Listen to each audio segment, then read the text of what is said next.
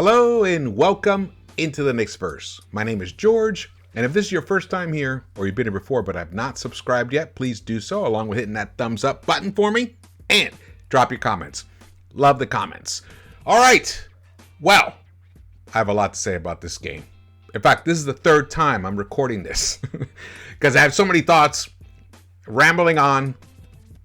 I want to make the best video for you guys as possible. So I'm restarting this. Here we go. Knicks, 106-104. They came back from behind in that fourth quarter to win this game in Philadelphia. Yes, Sixers were without Harden. They were without Embiid. They had Maxey, who lit us up for 31 points. But the Knicks went small, and they won this game. What a relief. What a relief. What a relief. Look at this. Knicks outscored the Sixers 32-18 the last 10 minutes and 36 seconds of this game, with Obi and Randle sharing the floor. Small ball. Whew. For the come from behind win. 106-104. How's that for data? Remember Thibs was like, oh, you know, the data. Well, this data is a whole different game. Whole different game. The beautiful thing about it was, yes, of course, they don't have Embiid. But by going small, you're putting your largest overall team on the court, your team that has the most offensive versatility on the court together. It was Obi, Randle, RJ, and Cam. They came in at around the 640 mark. If I got to think out of here. Yep. After RJ Barrett and Cam Reddish joined Obi, Randle, and Brunson, with 6:42 left in the game, the Knicks outscored the Sixers 25-13 for the win. So you have nice size all around, and you have, technically, you have versatility all around, and you have a floor general, Brunson, who got some big buckets for us, some nice buckets when we needed it in that fourth quarter, but he was not part of why, well, he was part of it, I don't want to say that, but he wasn't the reason why we actually came back and won this game. It was because of Obi Toppin, Cam Reddish as well. RJ gets credit too. And you got to give a shout out to Randle. Randle hit 4 huge free throws towards the end of the game, like in the last, I think, minute and a half or so, that were pivotal free throws. And Brunson came down. He scored some tough buckets in the paint when we needed them. This is the kind of game that Tom Thibodeau needed. Because if we had lost this game, which it looked like we were going to lose it after that pathetic third quarter. In fact, you can see here. Look at that third. Actually, we'll hear the. You know what? Before we get to those highlights, I want to show you the third quarter stats. Look at the third quarter stats. Knicks scored 16 points in that third quarter. After having the lead 58-53 at the half, they only come out with 16 points. Shoot 28.6%. Miss all 8 3-pointers. And here's the thing. Look at we only committed 3 turnovers in that quarter, but we were a disaster in the first half. Disaster in terms of turnovers. It's amazing that we even still had the lead. And it wasn't until Brunson hit a 3-point shot with 8 minutes to go in the second quarter that we even got the lead. Held it and then gave it up in that fourth quarter, and we were down at one point. I think we were down 9 at one point in that fourth quarter, but that's when finally, because of Mitch hurt his knee. I can't remember if I said it before. Mitch hurt his knee in that first quarter. He played through the remainder of the half. He did leave and never came back. And Hartenstein started the third quarter. Grimes started this game. This was the first game Grimes started. And he came back out in the third quarter when I think we should have gone with Cam in that third quarter, because he had a very, very nice fourth quarter. But we didn't see Cam at all in the third quarter, and we didn't see him until 6 minutes left in the fourth quarter. But luckily, we finally did see him, because he was a pivotal part of that fourth quarter comeback. Now, as you can see here, look, Brunson 1 for 3. Randle missed all 4 of his shot attempts here. RJ actually kept us around in that third quarter. He hit 3 of 7. Overall, did miss 2 of his 3-point shots, but hit 2 of his free throws, 3 rebounds, got a dime there, but a minus 14. He played the entire third quarter. And then Quinton played almost the entire third quarter, played 10 minutes there. Fournier came in for like a little, little cameo in that third quarter. Totally ineffectual. And let's see here. Obi comes in, which is about 3 minutes left. Didn't get a shot attempt. So basically what we went with was Hartenstein quickly did get some 5 minutes there, which is nice because he let Brunson. I think Brunson was a little bit. I want to say he was getting burned on defense. Let's just put it to be honest. He was getting burned on defense. And it hurt us because we just didn't have, the rotations weren't right. The team didn't know when to switch and when not to switch. They were just like switching. You can't just switch every time. You have to look at the situation. See the guy you're covering. Who are the two players that you're switching on?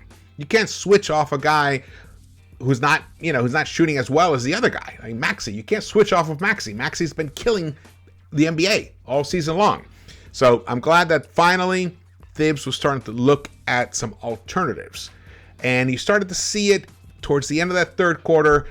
Thibs was, quote, searching again. Well, he found it in the fourth, and he found it with small ball. All right, let me go back to this thing here.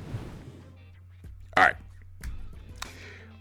Jonathan Wasserman tweeted this out. Obi Toppin leads Knicks in BPM, shooting 14 of 30 from the three-point line, averaging 24 points per 36, and still averaging fewer than 20 minutes per game in season number 3. Getting a little silly. Yeah, silly is a mild word. It's a very mild word. It's getting fucking infuriating, to be honest with you. Obi Toppin is probably one of the top 10 most exciting players in the NBA. And I'm sure Adam Silver and the NBA PR department, along with the Knicks PR department, just wish he would play more. Well, the only way they're going to play more is if he shares the court with Randle, or you cut Randle's minutes way down. I don't think Thibodeau's ready for that, but he did show he was ready to have them share the floor. And tonight, not only did it work, they pulled out the win. That's the kind of real world data that has to convince you that this is something you can go to. And I think we should do this even when we're playing bigger teams. Because remember the versatility, when you put those 4 guys with Brunson out there, all of those guys can drive, all of those guys can shoot. Well, Randle's struggling from the 3-point line, but he'll eventually, he can still stick a 3-pointer here and there. He hit one of 3. I think he hit a big 3-pointer. I think it was in that fourth quarter, was it? Maybe. Oh, actually, let's get back to the stats here. Was that in the fourth quarter? No, he didn't shoot. Look at those fourth quarter stats. 32 points. Knicks scored 32 points in that fourth quarter. But Obi Toppin was the high scorer. 13 points. Shot 5 of 9 overall. Hit 3 of 6. All of his 3-pointers that he attempted and made were in that fourth quarter when the game was on the line. That just shows you what kind of player this guy is. Right now, and you heard it here before. I was probably the first one to say it. Obi Toppin is the best 3-point shooter on the Knicks. He looks automatic. And he still airballs it once in a while. But the guy's shooting 50% from the 3-point line this season. I think that's where he's at right now. Yeah, he's the only one who even attempted a 3-point shot in that fourth quarter. And that's fine with me. I'm so relieved. But at the same time, I'll be really frustrated if Thibs doesn't fully embrace this small ball success that we saw tonight. If he defaults back tomorrow, because remember, we play the Celtics the next game tomorrow. It's a quick turnaround. I think the Celtics won their game. I'm not 100% sure. Yes. Oh, yeah. They beat Chicago, but they were playing in Boston. They beat Chicago 123-119. This could be the time. This could be the moment. This could be the moment that turns the season around. We're here. We're here. Because tonight, we were going to lose this game if Tom Thibodeau kept coaching the way he's been coaching for the past 2+ years. Tonight, he switched it up, and it rewarded him with a win, a very pivotal win. If he carries that momentum into tomorrow night. Now, remember, Celtics they don't have that much size in the middle. Robert Williams is not playing. Let me make sure, me 100% sure about that. So I hate when I say these things. And yeah, they started Al Horford at the center position. We should go small tomorrow night as well. I want to see Cam out there. I want to see RJ out there. Obi and Randle, the four of them together. If it's Brunson, awesome. But I want to see some IQ out there with that small ball lineup. That's what I'd really love to see. And then you bring in Brunson from when you need to solidify the victory or the momentum. But IQ can give you that momentum, though he is struggling. We got to break him out of that funk that he's in. Man, it's been frustrating with IQ. But his defense is still something that is just unmatched on the perimeter. At this moment, not even Grimes plays the type of defense that, well, actually, we did see a little bit, but in general, he doesn't. Let's see, what did Quickly was 1 of 7 overall. And his one bucket that he made was his 3-point shot, 1 of 4. He committed 4 turnovers. He did get another 6 rebounds to follow up from a 16 rebound game the other night, which was a high for, I think, any player coming off the bench. Or any guard. Any guy under 6'3" coming off the bench. That's the most rebounds ever. So good for him. Here we go. Let's get to the stats. You know what? Before we get to the stats, let's watch some highlights together. So I'm only going to show you the fourth quarter. This is it. So at 10:30 something, I think that was Kortmaz.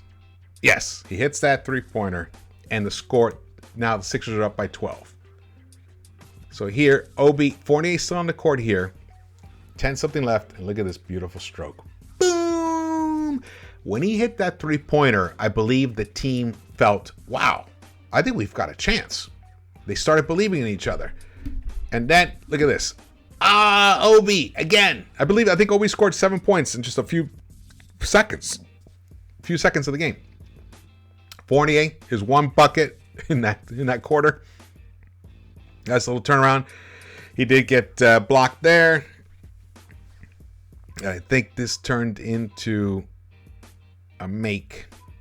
Yes. And then here. Now Cam and RJ are back in the game. Look at that beautiful play. Cam comes in, tips the ball up, becomes a turnover, gets the nice assist with Obi, and now they're only down 6. 5 minutes left. Look at this beautiful move. Look at that. We just don't have many players on this team that can make a move like that. So Cam needs... Also, I've been talking about Obi needs more floor time. So does Cam. Let's play our biggest, best players, our most versatile players on the floor. And that will reward us. Look at that. That was a humongous 3-pointer in the corner.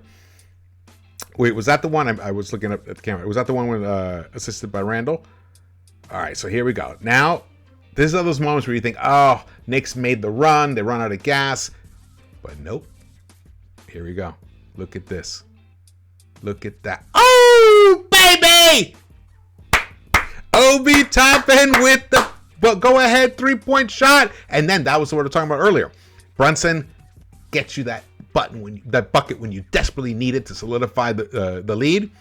He put it down. Now, look at the game. Knicks were there. We're up 105, 101. And then IQ doesn't close out strong on that 3-point line to force the guy to drive, and he hits a pretty easy 3-point shot, but the Knicks held on for the victory. God, what a relief.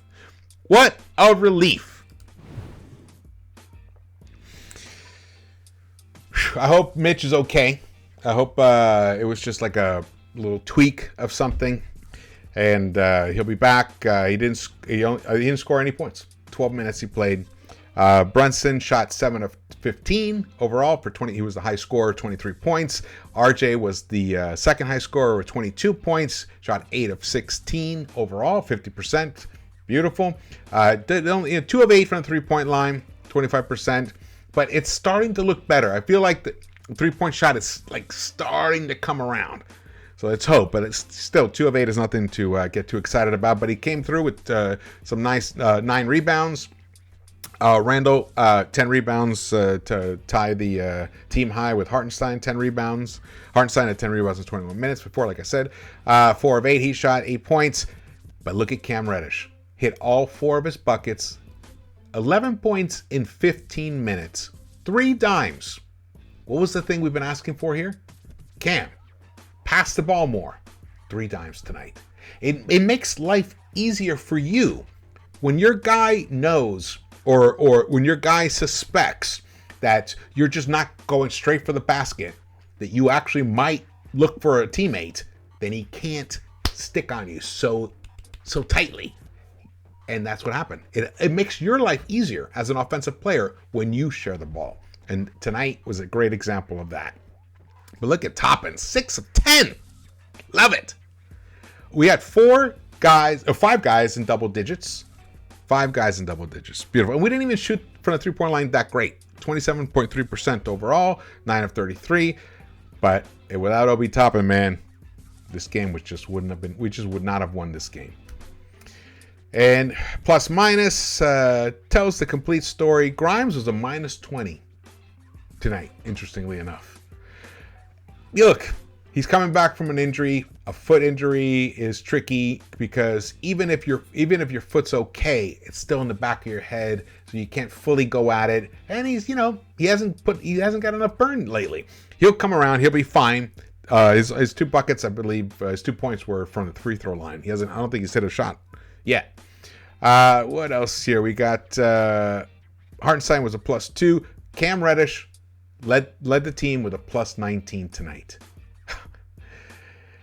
Man, this is the game. This is the game that could turn this season around if Thibs embraces it. Because I'll tell you, there's a humongous difference between a New York team that keeps these odd rotation, or not odd, but these like basic template rotations, as JD would say, template rotations, and we somehow still end up winning 41 games. We finish 500 and we're in the play-in, and whatever happens there. But if we end up with the same record, 41-41, but we feature the young guys, that is so much better for the future of this franchise. And if if you've been watching me, you've been watching the Knicks-Verse since I've started this, that's what I've been wanting. I've been crying out, let's either win or lose with the kids. I don't need to know what Fournier can do. I didn't need to know what Burks could do as a point guard last season. I need to know what Cam can do. I need to know what Obi can do. I need to know if we're going to re-sign Obi. I need to know what IQ can do. Can IQ be a point guard? Those are the things I wanted to know. We're not going to get answers to that one for sure. But we're definitely got answers about Obi and Cam tonight. I am relieved, man. I'm relieved because I don't want to come on here and constantly be like whining and complaining and asking for someone's head to be chopped off. That's not fun for me. I want us to celebrate. I want us to enjoy this. I want us to enjoy watching a game and have the hope that we're going to win the game because we're going to play with commitment. We're going to be connected. We're going to play for each other. All the same shit I've been saying all this time. Well, tonight we finally saw it in that fourth quarter. We saw a team that believed in themselves. They believed that if they put all their effort, especially on the defensive end, they just shut the Sixers down. What a relief. What a relief, man. Here we go. The Sixers, that you can see, Tobias Harris, 23 points, was the second high scorer after Maxey. But Maxey needed 21 field goal attempts to give you 31 points. That's not great efficiency. Tobias's was nice efficiency. But look at PJ Tucker, 1 of 5.